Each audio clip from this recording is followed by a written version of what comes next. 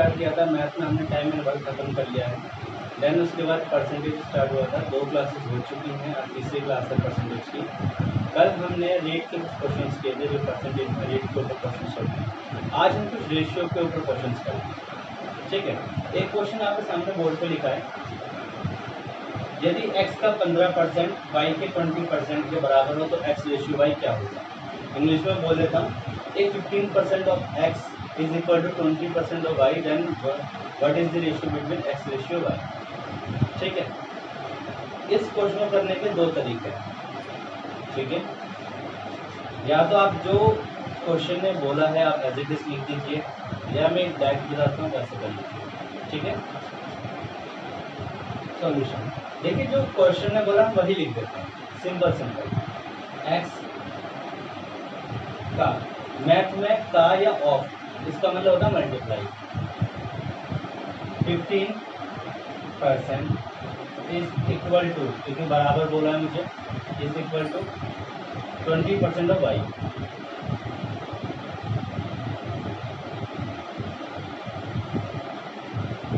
ठीक है, मुझसे पूछा क्या क्या है, रेशियो पूछा गया इन दोनों का, ठीक है। देखिए कुछ नहीं, सिंपल, परसेंटेज से परसेंटेज काट दीजिए। अब कुछ बच्चे बोलेंगे परसेंटेज से परसेंटेज कैसे कट जाएगा, इसी चीज़ को मैं ये भी लिख सकता हूँ, कोई फर्क नहीं पड़ता। अब 100 से 100 यहाँ कट जाएगा, तो वही मैंने ऊपर परसेंटेज से परसेंटेज काट दिया, कोई फर्क नहीं पड़ता। काट देते हैं 3 और 4, 5 या 15, 520, ये हो गया मेरा 3x, ये हो गया मेरा 4y, ठीक है। कभी भी कोई वेरिएबल अगर होता है उसके साथ कोई नंबर मल्टीप्लाई में होता है तो सामने वाली डिजिट जो होती है नंबर, तो उसका मान होता है। पूरे मैथ का रूल है ये, यानी x की वैल्यू क्या हो गई 4 और y की वैल्यू क्या हो गई 3। अब मुझसे क्या पूछा है, x रेशियो y क्या होगा, यानी 4:3 इज माई आंसर, ठीक है। नेक्स्ट क्वेश्चन सेम ऐसा ही होगा, थोड़ा सा अलग होगा, मैं लिख देता हूँ बोर्ड पे, आप एक बार से चेकआउट कर लेना, इसे आप बता दीजिए। Thank you. ठीक है, सेकंड क्वेश्चन आपके सामने ये रहा, एक p प्लस क्यू का 20% और p माइनस क्यू के 40% के बराबर है, तो p रेशियो क्यू क्या होगा। इंग्लिश में होगा, if 20% of p plus q is equal to 40% of p minus q, then p ratio q क्या होगा। ठीक है, देखिए क्वेश्चन को हम इससे पहले वाले तरीके से करेंगे, ये थोड़ा सा डिफरेंट है, ठीक है। एक बार ट्राई करते हैं क्या हो सकता है। जो क्वेश्चन में बोला है हम वो चीज़ लिख देते हैं, ठीक है। देखिए दिखा से 20% ऑफ किसका, p प्लस क्यू का, बराबर है किसके बराबर है, 40% of p minus Q, 40% of p minus Q, ठीक है। इस चीज़ को सॉल्व कर लेते हैं, परसेंटेज से परसेंटेज काट सकते हैं क्योंकि बीच में इक्वल टू का साइन है। इसको मैं 20/100 40/100 करके भी काट सकता था, कोई दिक्कत नहीं है। 0 से 0, 2 1 2, 2 2 2। अब ये हो गया मेरा 1 की मल्टीप्लाई इससे पूरे से करूँगा तो हो जाएगा p प्लस क्यू, इसकी मल्टीप्लाई इससे करूँगा ये हो जाएगा 2p माइनस 2q, ठीक है। 2 की मल्टीप्लाई इससे होगी फिर इससे होगी। अब देखिए पी पी दोनों वेरिएबल एक जैसे हैं, ये एक तरफ चले जाएंगे, क्यू एक तरफ चले जाएंगे, ये पी को इधर ले आते हैं, क्यू को इधर ले आते हैं, ये हो जाएगा q plus 2q is equal to 2p minus p, ठीक है। यहाँ से बच गया p और इधर से बच गया 3p। अभी थोड़ी देर पहले मैंने बताया था वेरिएबल के साथ अगर कोई नंबर है तो अगर बीच में इज इक्वल टू का साइन है तो एक दूसरे के मान होते हैं, यानी p का मान क्या होगा यहाँ पे 3 और q का मान क्या होगा यहाँ पे 1, क्योंकि 1 कभी शो नहीं कर रहा था वेरिएबल के साथ। और मुझसे पूछा क्या गया है, p रेशियो q क्या होगा, यानी p रेशियो q होगा हमारा 3:1। ये मेरे इस सवाल का उत्तर है, ठीक है। इस क्वेश्चन को मैं ऐसे भी कर सकता था, एक बार इसे उतार लीजिए, दूसरा तरीका बताता हूँ आपको करने का। हाँ जी, देखिए इस क्वेश्चन को मैं दूसरे तरीके से भी कर सकता हूँ। एक तो हो गया जैसा क्वेश्चन में बोला मैंने एज इट इज लिख दिया, ठीक है। और उस चीज़ को मैंने सॉल्व कर दिया, पी और क्यू का रेशियो निकल जाके वो मेरा आंसर हो गया। सेकंड चीज़ अगर मुझे शॉर्ट करना है तो मैं क्या कर सकता हूँ, देखिए 20% ऑफ पी प्लस क्यू यानी 20 into P plus Q, percent से मैं परसेंट काट दूँगा, इसलिए मैं शॉर्ट में लिख रहा हूँ, इज इक्वल टू बराबर है किसके 40% से मैंने परसेंट काट दिया, देन सेम चीज़ लिख रहा हूँ पी माइनस क्यू। ठीक है, सेम वही चीज़ काट देते हैं। ठीक है, अब ये हो गया मेरा 2 और ये हो गया मेरा 4। देखिए P प्लस क्यू, का अगर मैं आपसे पूछूं कि P प्लस क्यू की वैल्यू क्या होगी, तो मैंने बताया था सामने वाली होगी, जो दूसरे वेरिएबल के साथ अगर नंबर होगा वो वैल्यू होगी, यानी मैं बोल सकता हूँ 4, क्योंकि दूसरे वेरिएबल के साथ क्या है 4। ऐसे ही मैं आपसे पूछूं P माइनस क्यू की वैल्यू क्या होगी, ये होगी 2। अब पूरी मैथ में अगर कहीं पे भी एक बार आपको प्लस में दे रखा है, या a प्लस बी बोल सकता हूँ उसे, या फिर p प्लस क्यू बोल सकता हूँ, सेम p माइनस क्यू, एक बार प्लस में और एक बार माइनस में अगर आपको दो चीज़ दे रखी हैं और आपसे यहाँ से p और q का मान पूछा जाए, p और q का मान पूछा जाए, इन दोनों वेरिएबल्स को सॉरी इन दोनों नंबर्स को एक बार आप जोड़ के आधा कर दोगे तो बड़ी संख्या का मान आएगा यानी p का, और घटाकर हाफ यानी घटाकर आधा कर दोगे तो q का मान आएगा। इन दोनों को जोड़ लेगा तो क्या आ गया 6 का आधा क्या हो गया 3, तो 3 हो गया 3। इन दोनों को घटा देता हूँ 10 में तो क्या आ गया 2 का आधा क्या हो गया 3, तो P और Q का रेशियो आ गया 3:1। यही मेरा सवाल बनता है उस टाइम पे। वैसे तरीके बदलने से आंसर नहीं बदलते, ठीक है, पर हमें ये अप्रोच देखनी होती है कि पेपर में कौन सा तरीका ज़्यादा सूटेबल रहेगा ताकि हमारा मैक्सिमम टाइम बच सके और हम किसी और क्वेश्चन को से यूटिलाइज कर सकें। ठीक है, अगला क्वेश्चन मैं लिख देता हूँ, फिर आप उसे चेकआउट करके खाली से उतार लीजिए, फिर ट्राई कर लीजिए। देखिए अगला क्वेश्चन आपके सामने ये रहा बोर्ड पे, मैं एक बार रीड आउट कर देता हूँ। एक विद्यालय में लड़कियों की संख्या लड़कों की संख्या से 20% एक्स्ट्रा यानी 20% अधिक थी। यदि विद्यालय में 66 छात्र थे यानी 66 तो टोटल स्टूडेंट हैं, और विद्यालय में 4 लड़कियां और आ जाएं, तब लड़कों और लड़कियों का अनुपात क्या होगा, यानी इन दोनों का रेशियो पूछा है, बॉयज़ और गर्ल्स का रेशियो क्या होगा। ठीक है, इस टाइप के क्वेश्चन आना शुरू होते हैं। इससे पहले जो क्वेश्चन थे थोड़े बहुत आसान थे, अगर पेपर हल्का हुआ तो परसेंटेज पे ऐसे क्वेश्चन दे देता है। कल इस टाइप से अब से क्लासेस थोड़ी सी शुरू होती है। ठीक है, ट्राई करते हैं।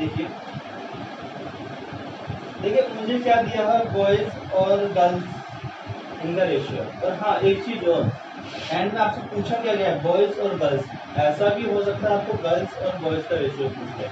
काफ़ी बच्चे आंसर निकालोगे और देखते नहीं है कि पूछा क्या, पहले बॉयज़ दिया तो पहले बॉयज़ का रेशियो रखना पड़ेगा। ठीक है, ट्राई करते चलो। देखिए एक विद्यालय में लड़कियों की संख्या लड़कों की संख्या से 20% एक्स्ट्रा थी। देखो 20% कहते किसे 1/5 को। मेरा पहला लेक्चर आप देख सकते हो, उसमें मैंने बताया फ्रैक्शन वैल्यू क्या होती है, यानी अगर 5 मैं बॉयज़ को मानूं तो 5 में 1 जोड़ दूं, क्योंकि एक्स्ट्रा बोल रहा है अधिक बोल रहा है, तो गर्ल्स कितनी हो जानी चाहिए 6। ठीक है जी, 6। यदि विद्यालय में 66 छात्र हैं, टोटल स्टूडेंट कितने 66, मैं अपने रेशियो को ऐड कर सकता हूँ। ये मेरा एग्जैक्ट नंबर नहीं है लेकिन ये रेशियो है मेरा, इस रेशियो को मैं अपने टोटल नंबर से कंपेयर कर सकता हूँ। जोड़ने पे कितना आ रहा है 11, तो मैं कह सकता हूँ मेरे हिसाब से तो 11 आ रहे हैं रेशियो में, और बुक के अकॉर्डिंग कितने टोटल 66। अगर मैं काटूंगा तो क्या आएगा 6। इस 6 की अगर मैं इन दोनों में मल्टीप्लाई करूँगा तो मेरे एक्चुअल नंबर बन जाएंगे, मतलब बॉयज़ कितने थे और गर्ल्स कितने थे। ठीक है, 6 से मल्टीप्लाई करा तो कितना आ गया 30, तो ये कितना हो गया 36, यानी 30 तो मेरे बच्चे थे बॉयज़ थे और 36 में क्या थे गर्ल्स लड़कियाँ। अगर विद्यालय में 4 लड़कियाँ और आ जाए, कंडीशन दे रहा है कि 4 लड़कियाँ और आ जाए, ये भी बोल सकता है 4 लड़कियाँ चली जाए, या बॉयज़ को बुला सकता था, कुछ भी कंडीशन दे सकता था। अब आप कर सकते हो 4 लड़कियाँ और आ जाए, अगर मैं इसमें 4 ऐड कर दूँ, ठीक है, तो ये कितना हो जाएगा 40। तो लड़कों और लड़कियों का अनुपात बताइए, बॉयज़ और गर्ल्स का रेशियो होगा। देखिए बॉयज़ को तो चेंज नहीं किया उसने, तो बॉयज़ तो फिर भी 30 ही रहेंगे। आप इन दोनों का रेशियो क्या होगा आप देख के बता सकते हो। 3:4 रेशियो होगा, 0 से 0 कट जाएगा। ठीक है, आई होप आपको कुछ नया मिला है। अगला क्वेश्चन मैं आपके सामने बोर्ड पे लिख देता हूँ, एक पैसा आप उतार लीजिए। देखिए अगला क्वेश्चन आपके सामने ये रहा बोर्ड पे, एक बार रीड आउट कर देते हैं। यदि एक कक्षा में लड़कों की संख्या लड़कियों की संख्या से कुल छात्रों की संख्या का 12% ज़्यादा है तो लड़कों और लड़कियों की संख्या का अनुपात बताइए। देखिए आप क्या कर सकते हैं इसमें, क्वेश्चन में थोड़ा सा एक बार एक लाइन ऐड कर दी, उसकी वजह से थोड़ा कंफ्यूजन पैदा हो गया। उसने बोला कि यदि कक्षा में लड़कों की संख्या मतलब बॉयज की संख्या जो भी है, ठीक है, लड़कियों की संख्या से कुल छात्र का 12% ज़्यादा है, मतलब ये तो कंफर्म है कि गर्ल्स से ज़्यादा है, ठीक है, लेकिन गर्ल्स से कितना ज़्यादा है, जितना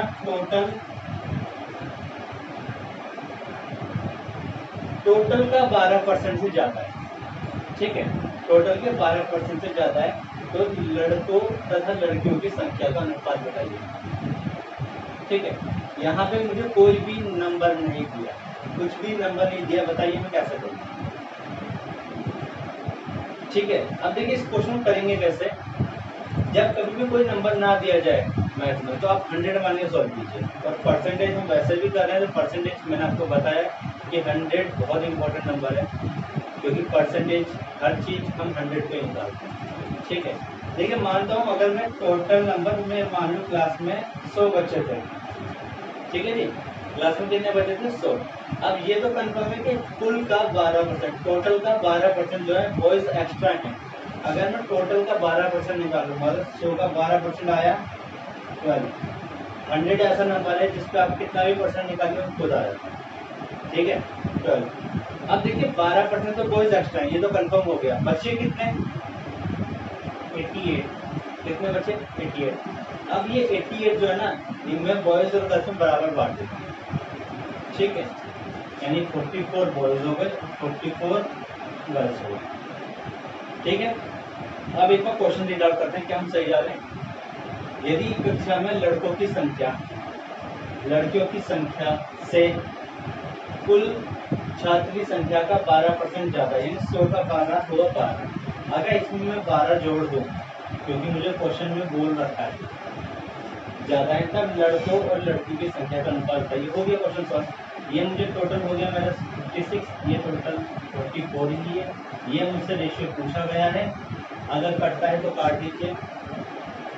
किससे कट जाएगा, 4 से कट जाएगा, 11 रेशियो 16:11, ये मेरा आंसर है। ठीक है, एक क्वेश्चन में पूछता है बस एक लैंग्वेज थी कि लड़कियों की संख्या से कुल छात्रों की संख्या का 12% ज़्यादा है। लड़कियों की संख्या से तो ज़्यादा है, लेकिन कितना, कुल का 12%। टोटल अगर मैं इन्हें बराबर बांट दूंगा तो कुल का 12% ऐड कर दूंगा और इनको काट के मैं सीधा सीधा सिंपल आंसर है। ठीक है, आगे आगे क्वेश्चन में लिख देता हूँ। ठीक है, लास्ट क्वेश्चन होगा, एक बार मुझे चेकआउट कर लेना, बहुत इंपॉर्टेंट क्वेश्चन है। इस टाइप के क्वेश्चन आजकल पेपर में आते हैं। ठीक है, देखिए अगला क्वेश्चन ये रहा आपके सामने बोर्ड पर, एक बार रीड आउट कर लेते हैं। किसी भिन्न बोलते हैं फ्रैक्शन को, ठीक है, किसी भिन्न फ्रैक्शन के अंश कहते हैं न्यूमरेटर को 20% बढ़ाया जाता है, तथा हर कहते हैं डिनोमिनेटर को 30% घटाया जाता है, तब नई भिन्न 5/2 5/2 हो जाती है। तो मूल भिन्न क्या थी, मतलब हमारी जो बेसिक भिन्न थी, जो हमारी प्रायर थी, ठीक है, वो भिन्न क्या बतानी है मेरे को, फ्रैक्शन कौन सी है जो हमारी बेसिक फ्रैक्शन थी। देखिए क्वेश्चन कुछ नहीं है, सिर्फ थोड़ा सा घुमाया हुआ है। एक बार ट्राई करते हैं क्वेश्चन को, जैसा लिखा है आप वैसा लिख दीजिए, आंसर आपके हाथ में। ठीक है, किसी भिन्न, माना मेरी कोई फ्रैक्शन थी x/y, ले सकता हूँ, कोई दिक्कत नहीं है। x/y कोई फ्रैक्शन p/q के फॉर्म में होती है, x/y के फॉर्म में हो सकती है। उसके अंश को 20% बढ़ाया जाता है, यानी अंश हुआ ऊपर वाला, इसको 20% बढ़ाएंगे तो हम इसे बोल सकते हैं × 120। 100 में 20% जोड़ दिया इंटू 120% तथा हर को 30% घटाया जाता है। अगर 100 में से 30 घटाओ तो कितना हो जाएगा 70%। परसेंट से मैं परसेंट काट सकता हूँ, कोई फर्क नहीं पड़ता। ठीक है, तब नई भिन्न 5/2 हो जाती है। तब नई भिन्न कितनी आती है 5/2 हो जाती है। इस चीज को सॉल्व कर देता आंसर हमारे हाथ में होगा। x अपन y में एज इट इज रहने देता हूँ। इसे मैं इधर ले जाऊंगा तो ये ऊपर और ये नीचे हो जाएगा, क्योंकि इस इक्वल टू के इधर अगर कोई वैल्यू मल्टीप्लाई में तो डिवाइड में जाएगी, सेम ये मल्टीप्लाई में ये नीचे डिवाइड में आएगी। ठीक है, ये हो जाएगी 70/120। ठीक है, काट देते हैं।